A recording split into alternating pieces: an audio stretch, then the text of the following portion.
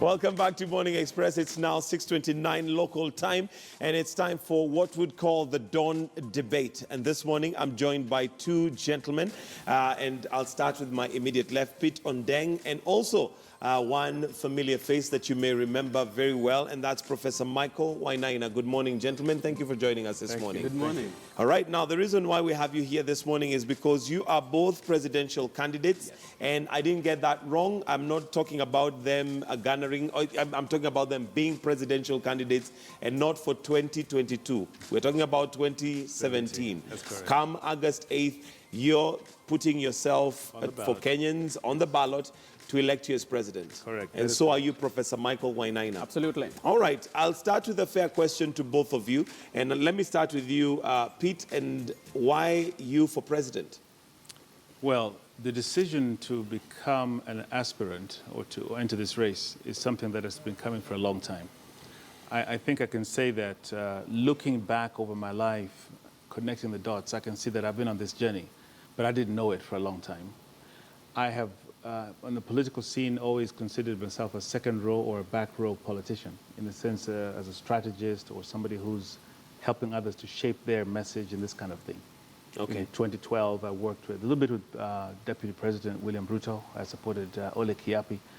And as we approached this particular election, again, I found myself in that place looking around and saying, who really is going to be the candidate of change? Mm-hmm. And as I began to pursue this, and I talked to several of them, Philip Mulgore and others, and just trying to position myself behind somebody who I felt really was that person who would catalyze this country to a new direction. At some point, a little whisper came through the window and said, why not you? Why not you? Something I'd never considered. I struggled with it for some time, sought a lot of counsel, talked to advisors, and realized that if you're going to do it, now is the time. Okay, and here we are. Here we are. So you're actually going to be on the ballot come August 8th as a 8th. Presidential candidate. Yes, I will. All right, Prof. Wainaina, Yes. why you as president? Why me? Why not you? Mm-hmm. Why anybody? Mm-hmm. Michael, it's gotta be somebody. And I'm not saying that it can only be me. It is me because I know it has to be somebody. Michael, we are the change we are waiting for. This country is not going to be changed by Tanzanians or Ugandans or Ethiopians or Russians. It's going to be changed by Kenyans. And we can sit here and talk about it and complain about it and moan about it, or we can say we have a proposal for change, and this is a proposal for change. Mm-hmm. So there is nothing special about me, absolutely nothing. It could be you, it could be him, it could be the cameraman, it could be any of us who steps. You remember the story of when the rats agreed that they are going to bell the cat. Mm-hmm. And the question was, who is going to bell the cat?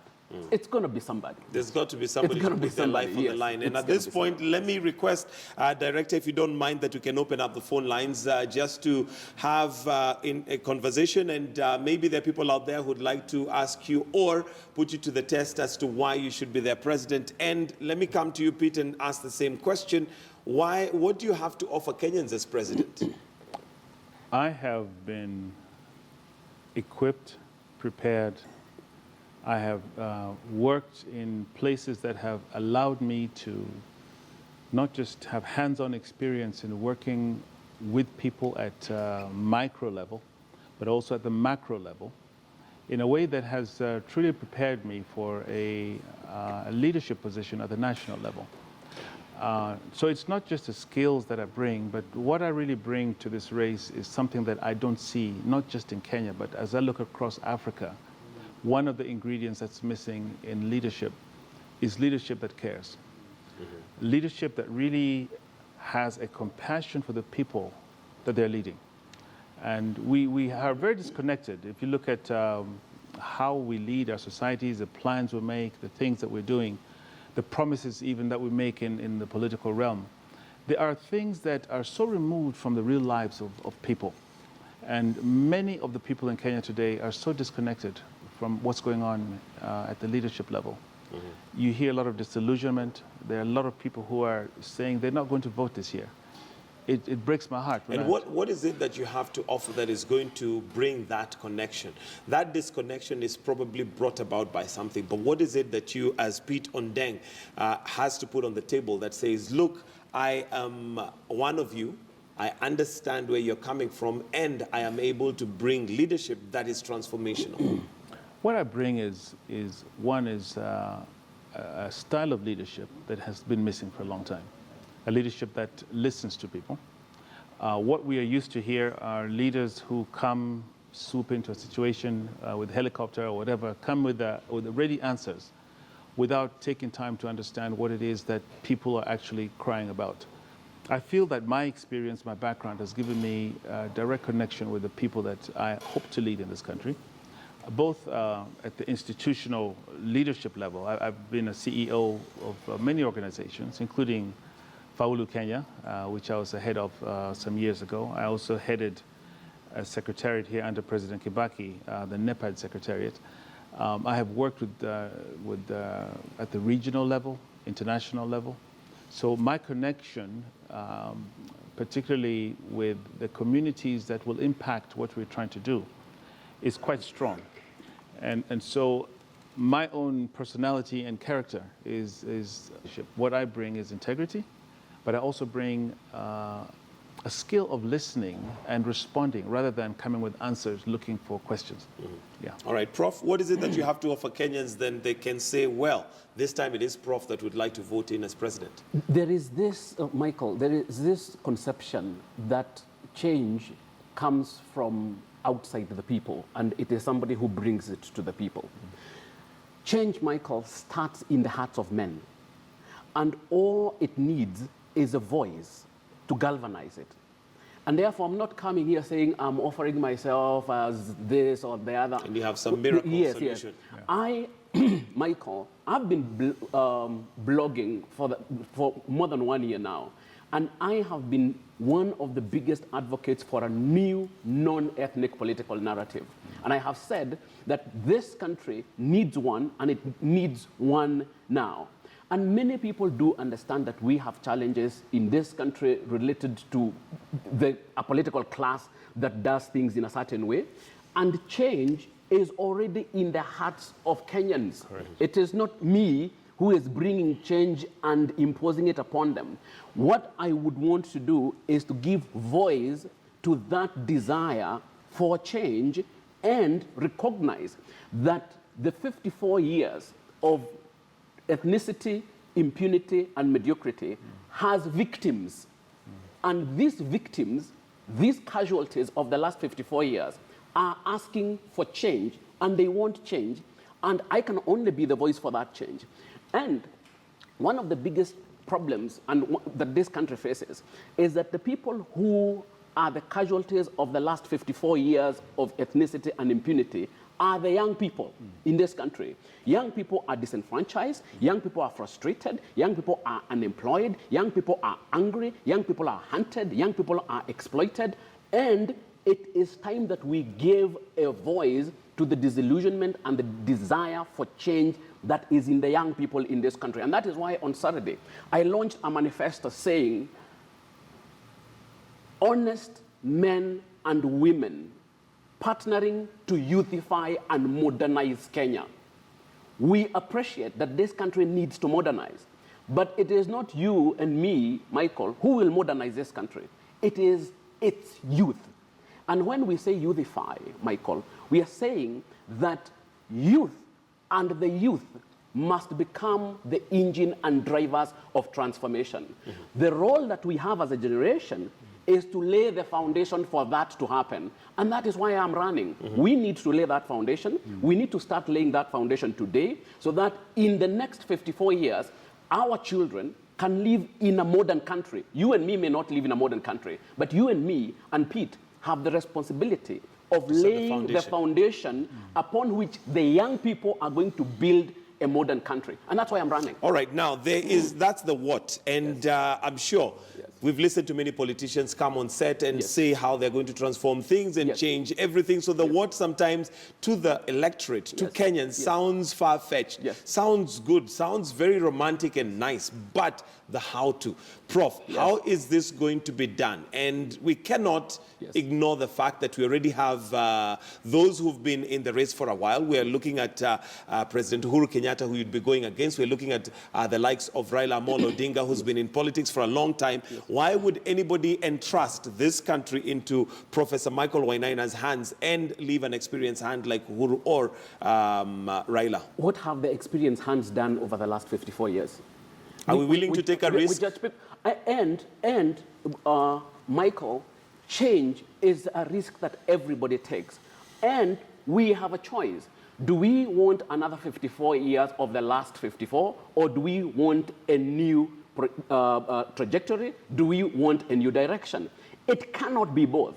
And I have said, and I have told Kenyans for the time that I have been blogging, that we must get rid of the tribalists. We must get rid of the tribal kingpins. You cannot have tribal kingpins and change at the same time.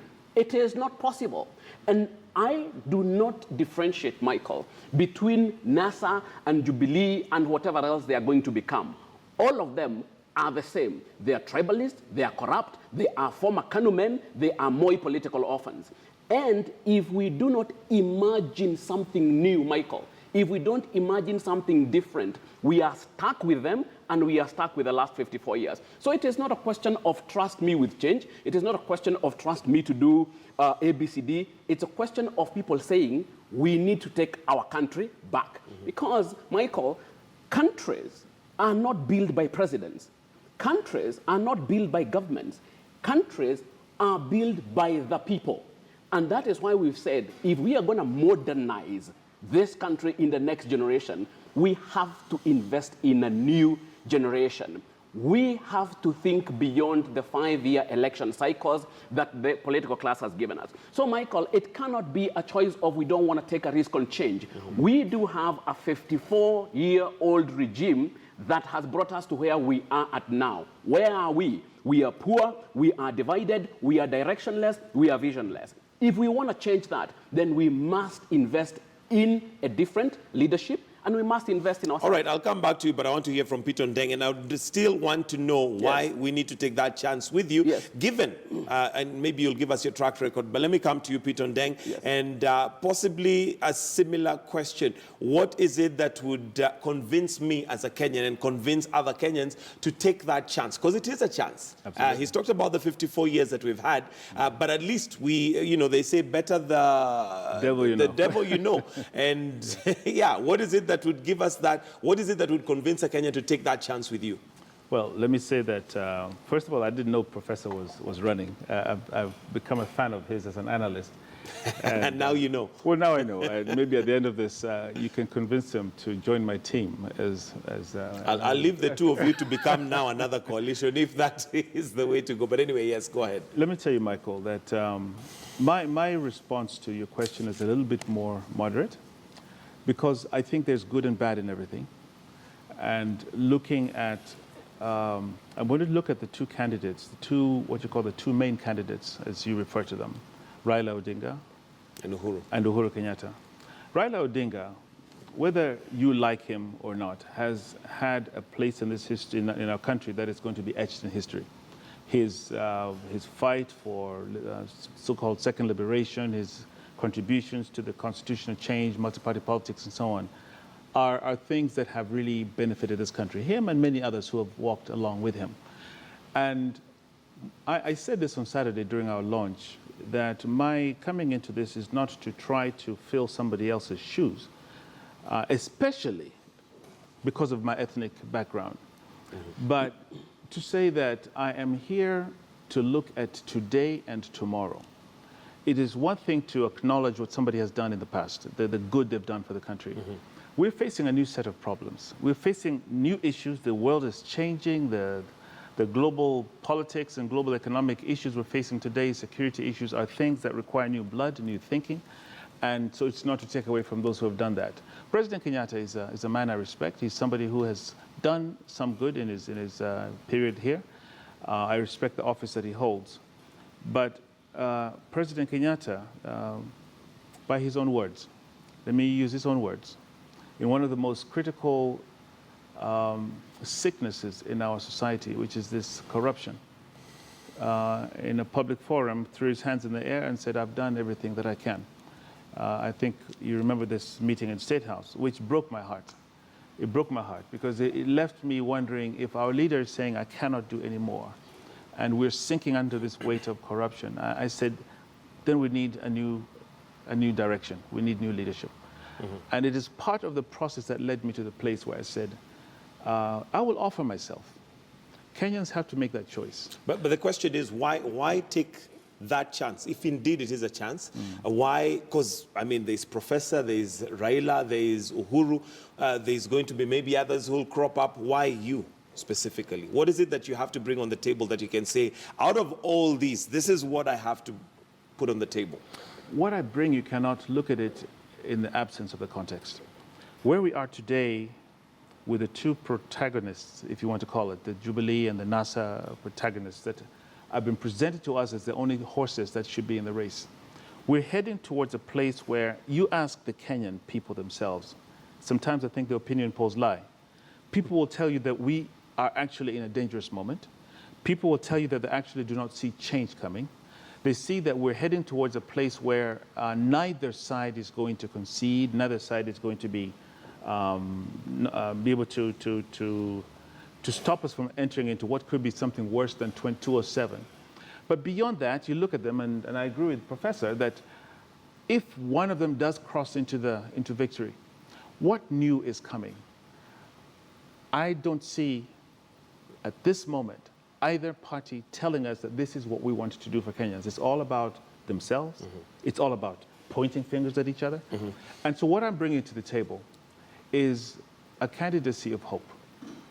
I'm offering Kenyans a chance to step out of what could be a very negative and very destructive paradigm that we're into, and to themselves take the risk and say, here's a man who can catalyze us, who can create that rallying point to bring us to this new conversation that Prof is talking about. And many people are also saying we need something to rally around that would get us out of what we're stuck into and to a new direction. All right, Prof, you've talked about a non-ethnic narrative, yes, which you've consistently said when you previously was here, that is what our political system is on right now. What is the alternative, and how's that going to play out? This is the alternative, Michael. I launched a one-page Youthify and Modernize manifesto on Saturday.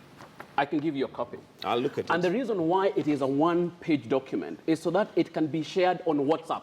Okay, I wanted a document that people can share on WhatsApp that outlines a different vision for this country over the next one generation.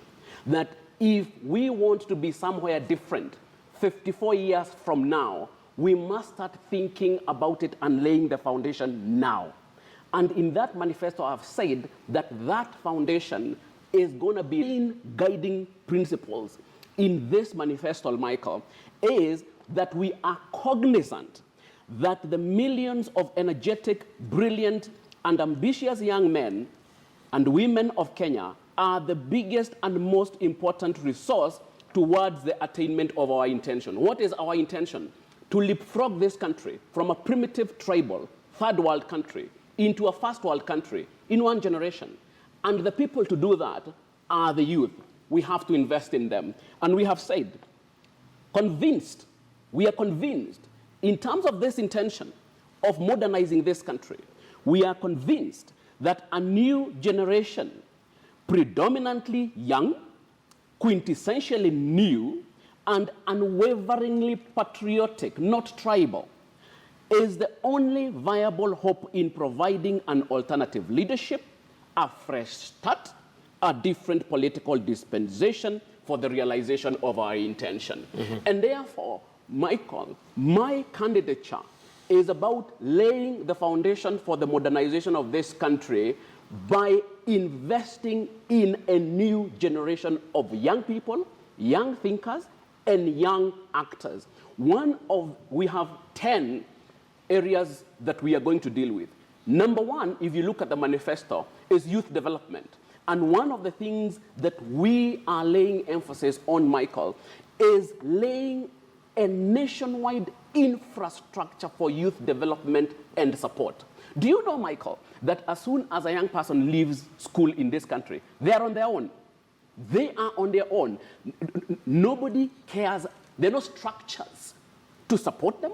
There are no structures to give them information. There are no structures to help them acquire the skills that they need. While, Michael, advanced and developed countries are investing in the next generation in terms of skill, in terms of technology, in terms of attitudes, in terms of networks, in terms of capacities.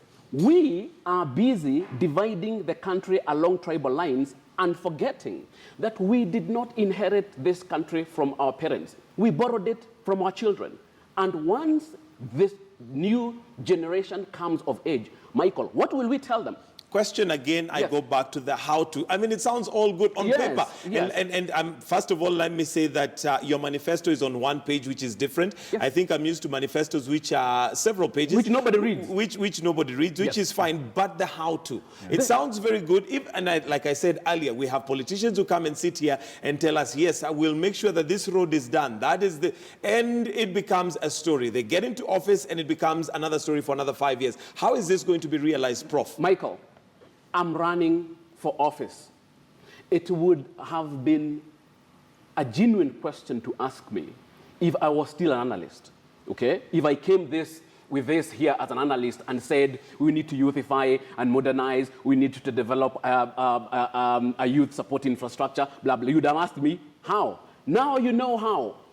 That's why I offered myself as a candidate. And I said, if this is gonna be done, we need a different leadership, and we need a different vision, and I will be the face and the voice of that newness and that freshness. And not just a voice of newness and freshness, Michael, the voice of the millions and millions of young people who are frustrated and disenfranchised, Michael. I wish that this country appreciated the pain and the frustrations of young people. You are not going to build a developed nation, Michael, if you have millions and millions of disenfranchised and frustrated young people. Young people need to be enthusiastic and excited about their country, but they cannot be enthusiastic and excited about their country if there are no structures to enable them to be useful and to achieve their greatest potential in the country where they live in. Michael, do you know that today the greatest aspiration of an average young man or average young woman in this country is to migrate to another country? They actually believe that other countries are better than theirs. We are doomed. As soon as the greatest ambition for your young generation is migration, as a country, you are doomed. We have a saying in my language that says there is no cattle herd that does not have calves. Okay. You cannot have a country whose young people are disenfranchised, whose young people are frustrated, whose young people are angry.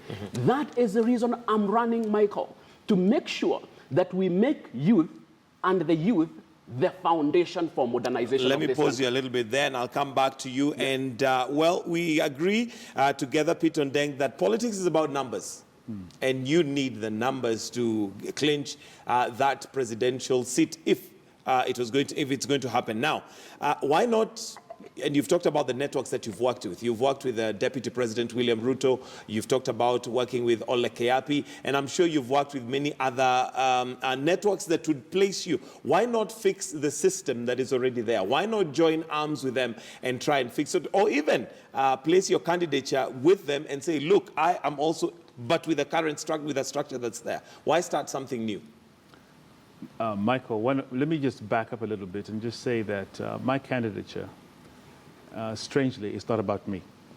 In fact, when we launched, the mantra that we launched with was Wakati huu tujipigie. We are encouraging people not to look at me as an individual, as a savior, as somebody who's flying in with a helicopter or with a parachute to come and save the day, but somebody to catalyze people to look at themselves and ask themselves questions that they have not asked before. Tujipigia, let's vote for ourselves rather than voting for our tribe or voting for somebody as an individual who has given us money or something like this. Now, it's true that I have been around, I've worked with different communities and so on. In saying that this is not about me, I am offering myself to the millions, and I believe there are millions of disillusioned people who this year, and I want to repeat this year are saying they're not going to vote because they don't see change. So when you ask me, why don't you join one of these two coalitions and offer yourself? The reason they're disillusioned, the reason they're saying they're not going to change is because, they're not going to vote rather, is because they don't see the changes there. I believe, and I think I shared this with Professor Wainaina here, that the foundations of the nation are crumbling. Our value system is something we talk about. It's on paper, it's in the Constitution, it's in all kinds of conferences and things that we discuss. And documents. But it's not something that we have embedded in our mindset, in our hearts, and to be able to flow with the things that we do and to lead us into the kinds of lives that we want to live. I want to lead the nation back to these values. I believe that my faith, where I come from in terms of my own upbringing and my belief system, which I'm not afraid to say is embedded in a belief that all of us were created for purpose. All of us were created by God, not just to live and eat and make money, but to actually progress and to be able to grow and to be able to achieve an objective that was set out for you. And this is not done when we don't look at the people as the object, as well as the subject of our discourse and development activities. Okay. Yeah. Prof, you've just mentioned, and rightly so, you said that the reason why you're offering yourself as a candidate is because when you look at the track record of the current breed of politicians we have, there's nothing to write home about. Yes. So that is talking to a track record. What is your track record that we should look at? You know, this business of track record is an argument, or is a line of thought that the political class should not even want to get into. I haven't messed anybody. I haven't messed anything. I haven't stolen anybody's anything, and I am not a tribal kingpin. How is that for record? And number two, Michael, I've told you we have 54 years behind us. We can see their record. I am talking about the next 54 years. And I'm saying we need, and this is my pledge to every young person in this country, that we want to make this the most exciting country to be young. We want to move this from the most frustrating place to be young to the most exciting place to be young. That, Michael, is about the future. 54 years now, from 1963, we cannot show anything for the young people. Michael, I am here for the young people. I'm here for the next generation. I'm not here for myself, and I'm not here for the last 54. And I'm not here for the sins of the tribal kingpins and what they have done.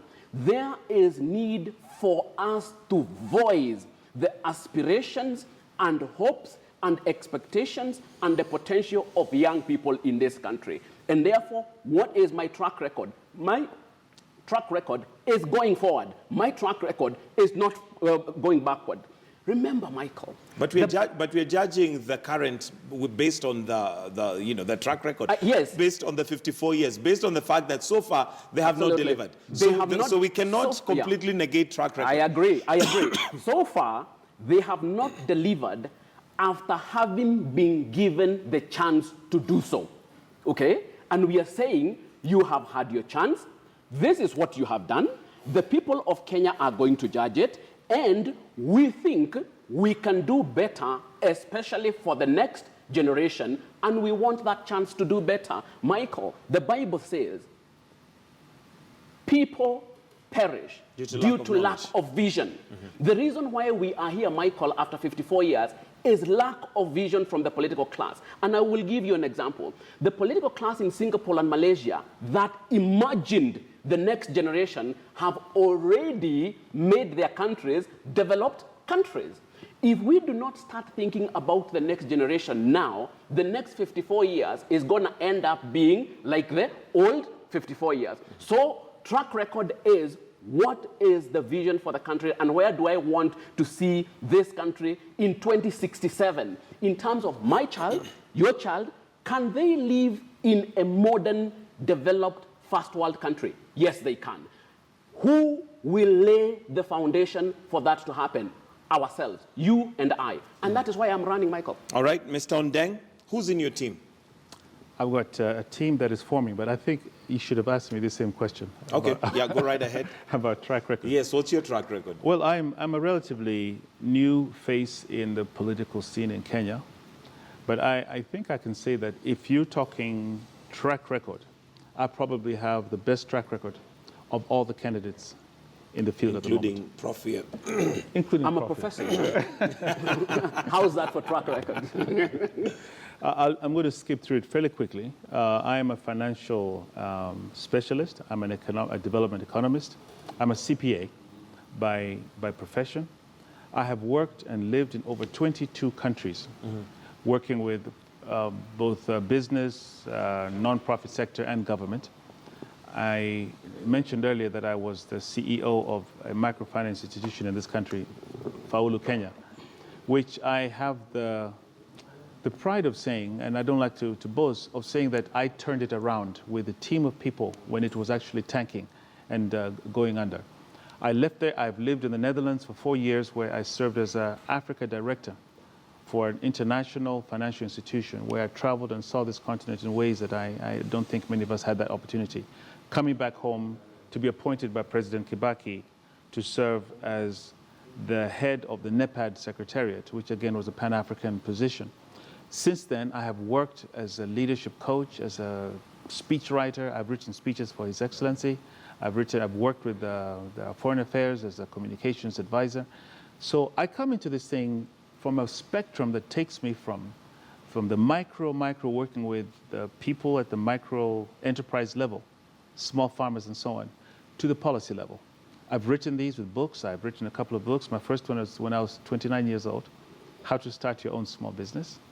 And more recently, the book Africa's Moment, which is really my vision and my own anxiety and expectations for the life that I hope that we in Africa can live. Okay. Yeah. All right. Your team members, because as we have seen, we've just come from the nominations, and I'm sure you probably have a lot to say about the nominations, but let's leave that out for now. But one of the reasons why we were having those nominations is people literally getting their army and their team in place. Come August 8th, they have a solid team that now goes to Parliament, and then they're able to hopefully pass policies that benefit this country.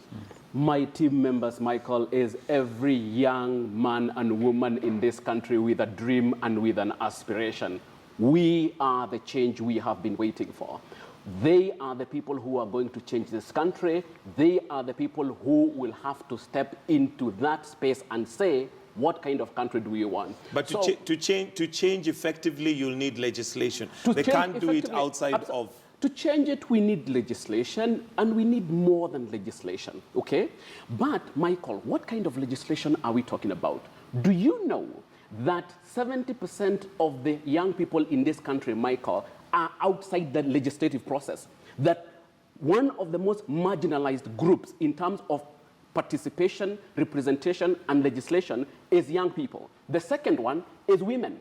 And that is why in this manifesto, if you read number 4, in terms of our immediate actions, number 4, what are we going to do in order to make sure that that legislation that you're talking about represents the interest of a majority of Kenyans, not the interest of a patriarchal society that undermines the interests of youth and women. And this is what we are going to do. Number 4, enact people-driven constitutional reforms to amend Chapter 7, Chapter 8, and Chapter 11 of the Constitution to achieve inclusive 50% representation of youth, 50% representation of women, and 50% representation of men. Michael, It is useless for you to have a legislature that is 90% old men and expect that the interests of women and the interests of youth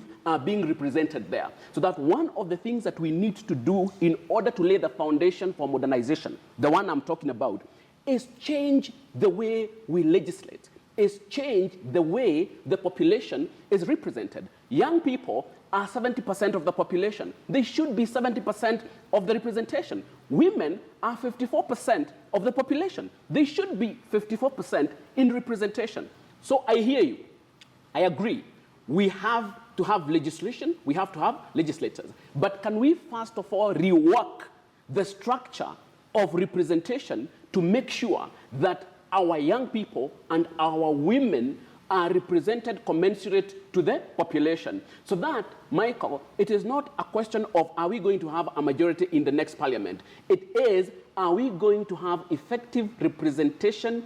Are we going to have effective participation of women and youth for the next generation? True, but as a visionary, you require now the foot soldiers, Absolutely. as it were, Absolutely. so that if at the top, this is what you want to achieve, then you have to have that, you know, sort of spread out so that they represent you. How are you going to do that, given that, for instance, now in Parliament, we don't know who's going to be your members of Parliament, we don't know who's going to be your women rep, all those positions, who's going to be who are your foot soldiers? Michael, my beginning of this discussion was change begins in the hearts of the people. The political class in this country over the last 54 years have made us believe that change starts and ends with them. Where have we ended 54 years later? In the same place where we were a generation ago. Michael, my foot soldiers are the young people with dreams and aspirations for this country who are watching me today. They will be the custodians of the change because, Michael, if they are not, the change will be hijacked again by the political class. And it has happened before. In 2002, what did the political class tell us? They told us that Moi was the biggest problem in this country and we needed to get rid of Moi. What happened as soon as the people got rid of Moi? The political class started fighting over power, and for the last 15 years, that is what they have been doing. What we don't want to do, Michael, is to replace a visionless political class with a visionless one. Who are the custodians of this national vision, Michael? The people, the people, the people. It cannot be the politicians. All right. His foot soldiers are the youth out there, the women out there who are watching. Who are your foot soldiers? Who are you working with? Well, I can tell you that what you're asking is a very practical question. What we have seen in the past, over the last few years, is our political parties are collections of tribes. Yep. And what this has done is that it has polarized our conversations, it has polarized legislative work in a way that is very sad for this country, because sometimes you have very good issues that are put on the table. But because this particular party, which has maybe more numbers or whatever, but actually is representing a certain collection of tribes, effectively is saying that these tribes want this to go this way and these tribes over here want this to go this way. If we were to get a leader who can reach across the divides and who's able to actually cause people to look at issues and not to lead this country in a partisan way, that is saying that we want to win everything. We're not divided, our parties, by ideology or even some deep thinking. It's just these tribal things we talk about. So if we want this, you really need somebody who can actually work with people across the divide. For that reason, our country, with the new constitution, is now a devolved system of government. Real work is taking place at the county levels. And the executive needs to empower and enable things to go down. In order to do this, you have to cooperate with the governors. You have to cooperate with the county's governments. And for this reason, it's not about being my party and our governors doing this and that, but really looking at this in a much broader spectrum. It's the same way that I, as an executive, would seek to work with Parliament to get to know people, build relationships, and refocus people away from self, away from tribe, away from these parochial things, to look at the country. And this is what I'm offering to the Kenyan people. All right, let me pause you a little bit there, and I want to take a call from Joel in Garissa. And as we do that, the phone lines are now open. So I'll give it a few minutes. If you'd like to call, do that now so that we have, the presidential candidates to hear what you have to say. Joel in Garissa, we have your call. Right to your question, sir. Hello to you. Yes, Joel, go right ahead. Thank you so much. I want to comment on what I'm seeing on television about this independent candidate. Mm-hmm. And it is my feeling that they are doing the right thing. There are so many of us who are totally disillusioned with both sides of the divide. We don't really think they are capable of delivering what this country needs. First of all, this system does not seem to work well through for us. It is working well for a few people, probably the ones in the system. We need somebody out of the system who will think through the whole system, rework it, and deliver something that works for Kenyans. We're in a situation where the Kenyans are more of victims and more of captives of the political systems than participants in the system. You look at even our voting system. A lot of people are just bought out there. They come and sell their next 5 years of lives for a paltry 1,000 shillings or 2,000 shillings because we are just captives. It's like we don't even know. I wish we had a system where after the masses have voted, there is another level of voting of people who understand who needs to be put where. All right. Now, that can only be done by somebody outside the system who does not benefit from the system. All right, Joel, I think I've got your point there talking about system. Let's take another call from Geoffrey in Mombasa. Good morning, Geoffrey from Mombasa. Thank you for calling. To your comment or question.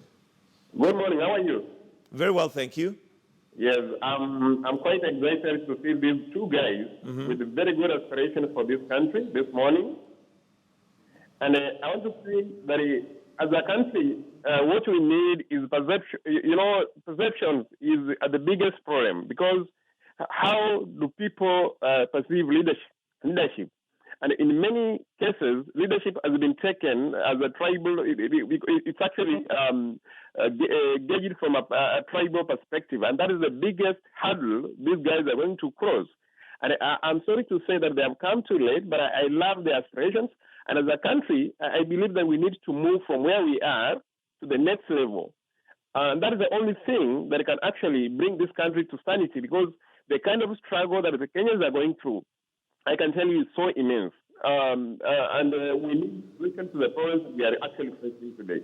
All right, thank you very much, Geoffrey. And coming back to you, and it seems like you already have people who are auguring well with what you have to say. Like I told you, Michael, change begins in the hearts of the people.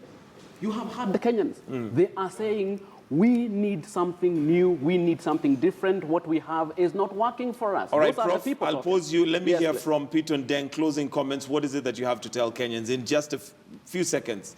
We're out of time. In just a few seconds, I know many Kenyans who have been wishing for, praying for, looking for a new moment, a season in this country, and many did not believe it could happen this year.